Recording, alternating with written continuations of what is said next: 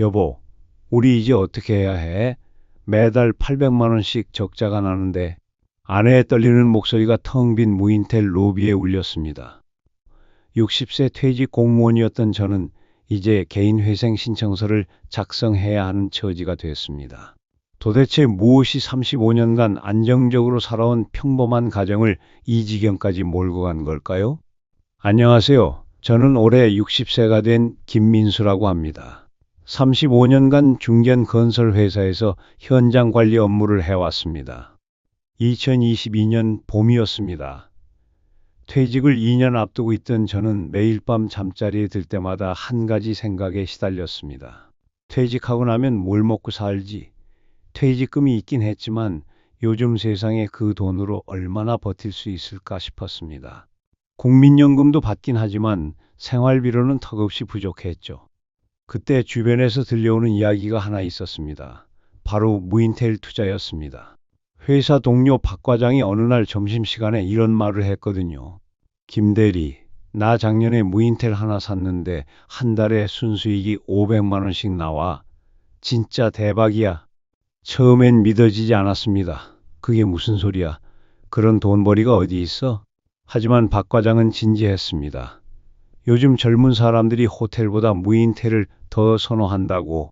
24시간 언제든 이용할 수 있고 가격도 저렴하니까 말이야. 그의 말을 듣고 있으니 마음 한구석이 꿈틀거렸습니다. 35년간 월급쟁이로만 살아온 제게 매달 500만 원이라는 건 꿈같은 이야기였거든요. 정말 그렇게 잘 돼? 당연하지. 내가 거짓말할 이유가 있나? 다만 초기 투자금이 좀 많이 들어가긴 해. 나는 20억 정도 들였어. 20억. 그 숫자가 머릿속에서 맴돌았습니다.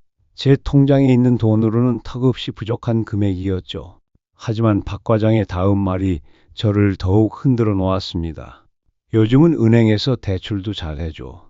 90%까지 빌려준다고 하더라고. 그날 저녁 집에 돌아와서 아내에게 이 이야기를 꺼냈습니다. 여보, 무인텔 투자라는 게 있는데 말이야. 아내는 처음부터 반대였습니다. 당신 정신 나갔어? 20억을 빌려서 장사를 한다고? 우리 나이에 무슨 그런 모험을 해? 하지만 저는 이미 마음이 기울어져 있었습니다. 여보, 생각해봐. 우리가 퇴직하고 나면 뭘 먹고 살 건데 퇴직금 몇 억으로 평생 버틸 수 있다고 생각해? 아내는 한숨을 쉬며 말했습니다. 그래도 빚내서 하는 장사는 너무 위험해. 실패하면 우리 집까지 날아갈 수 있잖아. 며칠 뒤 마침 부동산 중개사에서 전화가 왔습니다. 김 대리님, 안녕하세요. 좋은 무인텔 매물이 나왔는데 관심 있으시면 한번 보러 오세요. 어떻게 제 연락처를 알았는지는 모르겠지만 마치 운명처럼 느껴졌습니다. 주말에 아내와 함께 그 매물을 보러 갔습니다.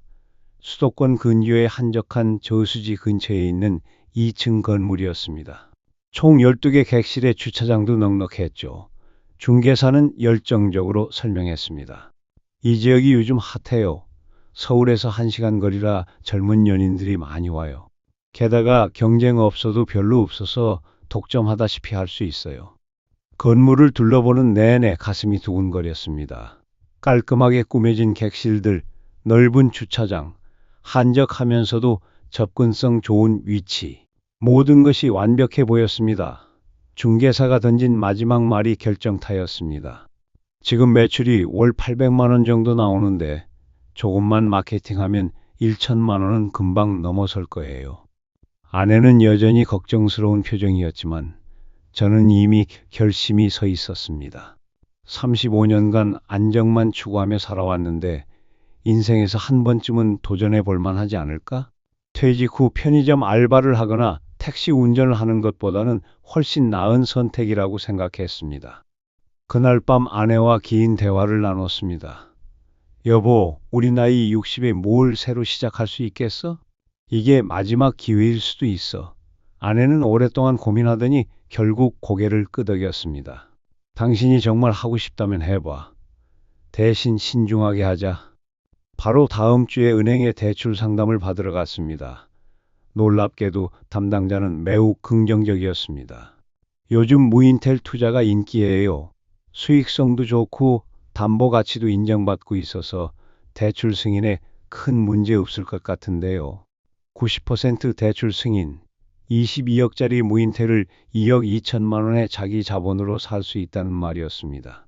물론 매달 나가는 이자가 만만치 않았지만 월 매출 1천만 원만 넘으면 충분히 감당할 수 있는 수준이었죠. 계약서에 도장을 찍는 순간 새로운 인생이 시작되는 것 같았습니다. 35년간 월급쟁이로만 살아온 제가 드디어 사업가가 되는 거였으니까요. 그날 밤 아내와 함께 앉아서 사업 계획을 세웠습니다. 여보, 이제 우리도 사업가야. 정말 열심히 해보자. 첫 달은 기존 운영 방식을 그대로 유지했습니다. 이전 사장이 해오던 대로 온라인 예약 시스템을 운영하고 청소업체와 계약해서 객실 관리를 맡겼죠. 신기하게도 정말로 매출이 나왔습니다. 첫 달 매출이 980만 원이었어요. 와, 진짜 되네. 통장에 찍힌 숫자를 보며 아내와 함께 감탄했습니다. 물론 여기서 대출 이자 월 650만 원, 관리비, 세금, 청소비 등을 빼면 실제 순수익은 200만 원 정도였지만 그래도 제 손으로 번 첫 사업 수익이라는 게 감격스러웠어요. 이 정도면 괜찮은데 조금만 더 매출이 오르면 월 500만 원도 가능하겠어. 희망에 부풀어서 본격적인 사업 확장을 계획했습니다. 우선 객실 인테리어부터 손봤어요. 침구류를 고급으로 바꾸고 조명도 분위기 있게 교체했습니다. 욕실용품도 호텔급으로 업그레이드했죠. 그리고 마케팅에도 신경을 썼습니다. 인스타그램 계정을 만들어서 예쁘게 찍은 객실 사진들을 올렸고 온라인 예약 사이트에도 광고를 걸었어요. 커플 패키지라는 이름으로 특별 할인 이벤트도 진행했습니다. 노력의 결과는 바로 나타났습니다. 두 번째 달 매출이 1,100만 원을 기록했어요. 세 번째 달에는 1,200만 원까지 올랐습니다. 여보, 우리 진짜 대박 난 것 같아. 아내도 이제는 완전히 마음을 열고 사업에 참여했어요.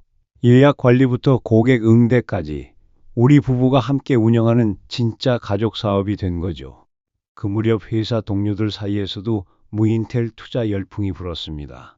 저의 성공을 본 다른 사람들도 하나 둘씩 뛰어들기 시작했어요. 김대리 덕분에 나도 용기를 얻었어. 다음 달에 계약하기로 했어. 최 과장도 15억짜리 무인텔을 계약했고 이 팀장은 아예 펜션까지 알아보고 있었습니다.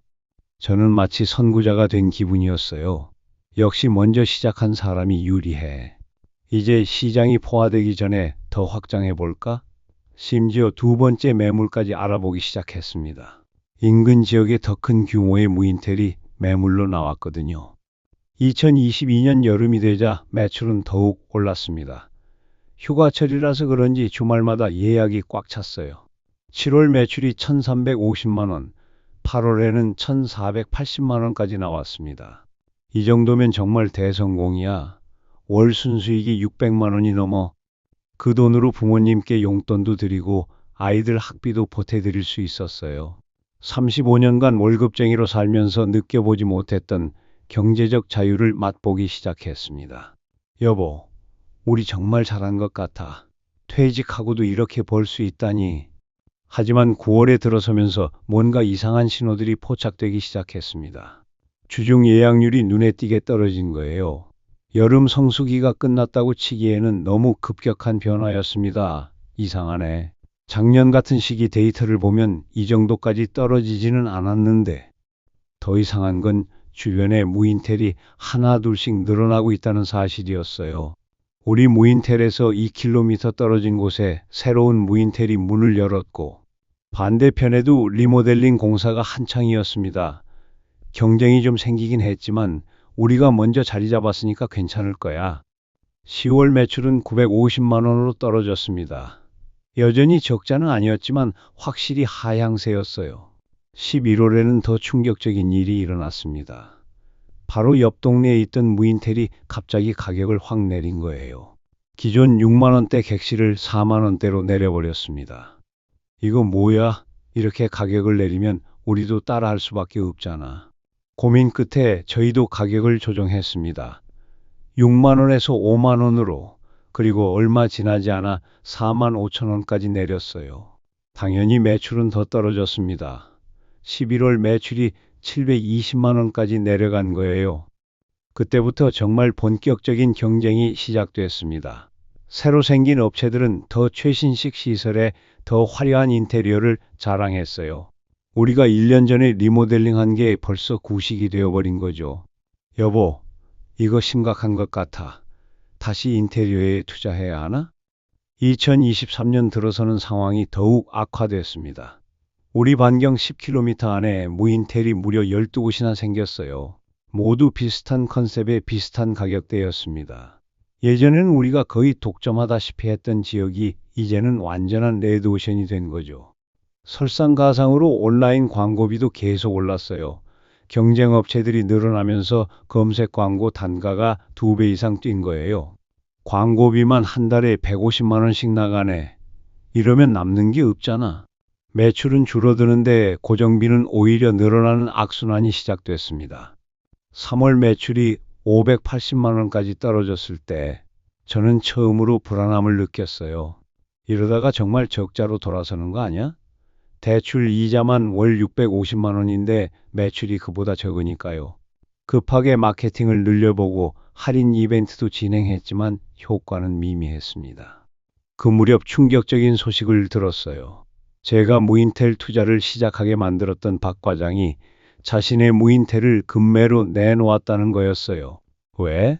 잘 되고 있다고 했잖아. 요즘 너무 경쟁이 심해져서 도저히 못 버티겠어. 빨리 정리하고 빠지는 게 나을 것 같아. 박 과장의 말을 듣고 나니 더욱 불안해졌습니다. 선배 격인 사람도 포기하는 마당에 저 혼자 버틸 수 있을까? 하지만 이미 너무 많은 돈을 투자한 상황이었어요.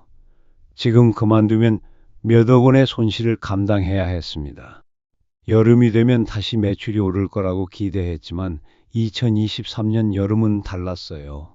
경쟁 업체들이 너무 많아진 데다가 새로 생긴 곳들이 더 좋은 시설을 갖추고 있었거든요. 7월 매출이 겨우 640만 원, 8월도 700만 원을 조금 넘는 수준이었어요. 이거 정말 심각한데 성수기인데도 적자야. 매달 100만 원씩 적자가 나면서 퇴직금으로 메워야 하는 상황이 되었습니다.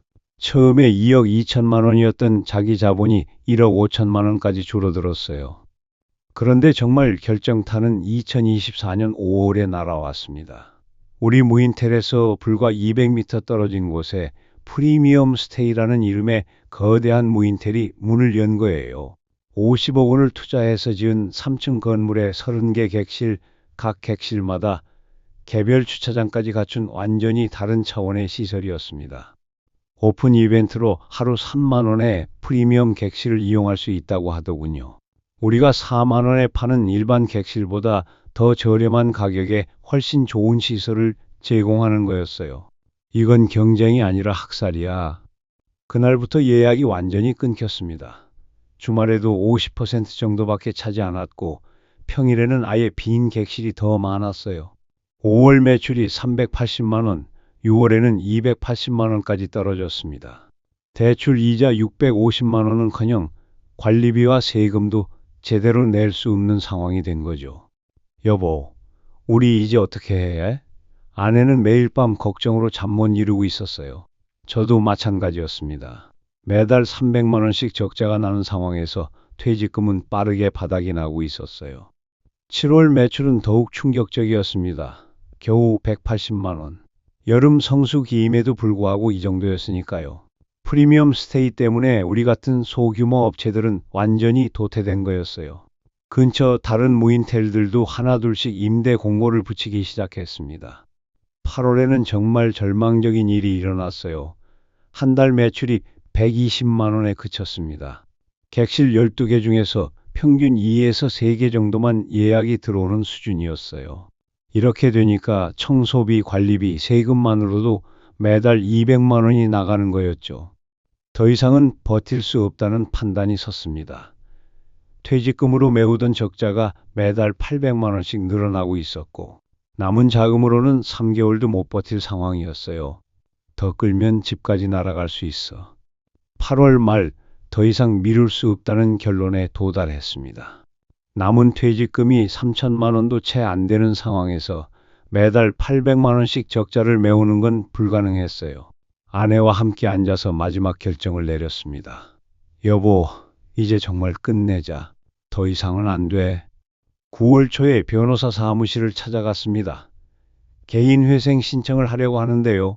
변호사는 제 상황을 듣고 나서 고개를 끄덕였어요. 요즘 무인텔 투자 실패로 오시는 분들이 많아요. 빨리 정리하시는 게 현명한 판단입니다. 개인회생 절차를 밟으면서 무인텔은 경매에 넘겼습니다. 22억에 샀던 건물이 경매에서는 14억에 낙찰됐어요. 대출금 19억 8천만 원 중에서 14억을 상환하고 나니 5억 8천만 원의 빚이 남았습니다. 개인 회생을 통해 이 금액을 5년간 매달 70만 원씩 변제하기로 했어요. 무인텔 키를 넘겨주던 날 마지막으로 그 건물을 둘러봤습니다. 2년 전 희망의 부풀어 처음 봤던 그 공간이 이제는 그저 차가운 콘크리트 덩어리로만 느껴졌어요. 여보, 우리 여기서 정말 열심히 살았는데 아내의 목소리에서 아쉬움이 묻어났습니다. 퇴직하고 나서 새로운 일자리를 찾아야 했어요. 60세 나이에 취업이 쉽지 않다는 건 알고 있었지만 막상 구직 활동을 해보니 현실은 더 가혹했습니다. 나이 때문에 면접 기회조차 주지 않는 곳이 대부분이었어요. 한 달 넘게 이력서를 넣어도 연락 오는 곳이 없었습니다. 그러던 중 아파트 관리사무소에서 경비원을 모집한다는 공고를 봤어요. 경비원이라 35년간 현장 관리직으로 일했던 제가 이제는 아파트 경비원이 되는 거였죠. 면접을 보러 갔을 때 관리소장이 물었습니다. 건설 회사에서 오래 일하셨네요. 현장 경험이 있으시니까 시설 관리 쪽도 도움이 될 것 같은데요. 다행히 제 경력을 긍정적으로 봐주었어요. 월급은 200만 원입니다. 야간 근무도 있고요. 200만 원. 무인텔로 월 600만 원씩 벌던 때와 비교하면 3분의 1 수준이었지만 지금의 저에게는 고마운 일자리였어요. 감사합니다. 열심히 하겠습니다. 그렇게 저는 경비원으로 새로운 인생을 시작했습니다. 첫 출근 날 경비실에 앉아서 CCTV 모니터를 바라보며 생각했어요. 이게 내 인생의 현실이구나. 서글프기도 했지만 한편으로는 안도감도 들었습니다. 더 이상 매출 걱정, 대출 이자 걱정을 하지 않아도 되니까요. 경비일은 생각보다 괜찮았어요. 입주민들이 대부분 친절했고 제가 건설업에서 쌓은 경험 덕분에 시설 관리 업무도 수월하게 할 수 있었거든요. 보일러가 이상해요 라고 하면 간단한 점검이나 수리는 직접 할 수 있었어요. 3개월 정도 지나니까 일에 적응이 됐습니다. 아침 7시부터 오후 7시까지 12시간 근무에 한 달에 4번 야간 근무도 있었지만 무인텔 운영할 때처럼 24시간 스트레스 받는 것보다는 훨씬 나았어요. 월급 200만 원에서 개인회생 변제금 70만 원을 내고 나면 130만 원이 남습니다. 아내도 근처 마트에서 파트타임으로 일하면서 월 80만 원 정도 벌어요. 둘이 합쳐서 210만 원으로 생활비를 감당하고 있어요. 처음에는 돈이 빠듯했지만 점점 적응하게 됐습니다. 외식을 줄이고 집에서 해먹고 옷도 꼭 필요한 것만 사고 여행도 당분간 포기했어요. 하지만 이상하게도 마음은 더 편안해졌습니다. 빚에 쫓기던 시절보다 훨씬 평온했어요. 요즘 저는 무인텔 투자를 시작했던 제 자신을 되돌아보며 몇 가지 깨달음을 얻었습니다. 첫째, 경험도 없는 분야에 퇴직금과 대출까지 동원해서 뛰어든 게 가장 큰 실수였어요. 외식업이나 숙박업 경험이 전혀 없었는데 쉬워 보인다는 착각에 빠졌던 거죠. 둘째, 시장 상황을 제대로 파악하지 못했습니다. 무인텔 열풍이 한창일 때 뛰어들었는데 그게 이미 버블의 절정기였다는 걸 몰랐어요. 모든 사람이 같은 생각을 할 때는 이미 늦었다는 교훈을 뼈저리게 느꼈습니다. 셋째, 대출의 위험성을 과소평가했어요. 매출만 나오면 상환할 수 있다고 생각했지만 매출은 보장된 게 아니었거든요. 특히 90% 대출이라는 높은 레버리지가 작은 매출 변동도 큰 손실로 증폭시켰어요. 넷째, 경쟁 상황 변화를 예측하지 못했습니다. 처음에는 독점에 가까웠던 시장이 1년 만에 레드오션이 됐어요. 진입 장벽이 낮은 사업일수록 경쟁자 유입이 빠르다는 걸 간과했던 거죠. 다섯째, 그리고 가장 중요한 건 안정적인 노후보다 큰 돈을 벌겠다는 욕심이 판단력을 흐렸다는 점입니다. 퇴직금과 연금만으로도 소박하게 살 수 있었는데 더 많이 벌어야 한다는 강박에 빠져서 모든 걸 잃을 뻔했어요. 지금 경비실에서 근무하면서 가끔 이런 생각을 해요. 진짜 부자는 빚 없이 사는 사람이구나. 월 200만 원이지만 온전히 제 돈이고 누구에게 이자를 낼 필요도 없고 매출 걱정할 필요도 없어요. 이런 게 진짜 안정이 아닐까 싶습니다. 아내와 저는 이제 새로운 계획을 세우고 있어요. 5년 후 변제가 끝나면 조그만 전셋집이라도 하나 얻어서 조용히 살자고 말이에요. 큰 부자가 되겠다는 꿈은 접었지만 빚 없이 건강하게 사는 것만으로도 충분히 행복할 수 있다는 걸 깨달았거든요. 혹시 이 이야기를 들으시는 분들 중에 저와 비슷한 고민을 하시는 분이 계시다면 꼭 말씀드리고 싶어요. 퇴직 후 안정적인 노후가 우선이에요. 큰 돈을 벌겠다는 욕심보다는 지금 가진 것을 지키는 게 더 중요합니다. 특히 경험 없는 분야에 큰 돈을 투자하는 건 정말 신중하게 생각하셔야 해요. 저는 실패했지만 후회하지는 않아요. 이 경험을 통해 정말 소중한 걸 깨달았거든요. 건강하고 빚 없이 사는 것, 그리고 가족과 함께 평범한 일상을 누리는 것, 이게 진짜 행복이라는 걸 이제야 알았습니다. 오늘의 이야기는 여기까지입니다. 끝까지 시청해주신 여러분들께 진심으로 감사드립니다. 앞으로도 저희 노후 금융 이야기 채널은 기막힌 사연과 알찬 금융 정보로 여러분을 찾아뵙겠습니다. 구독과 좋아요로 응원 부탁드립니다. 감사합니다.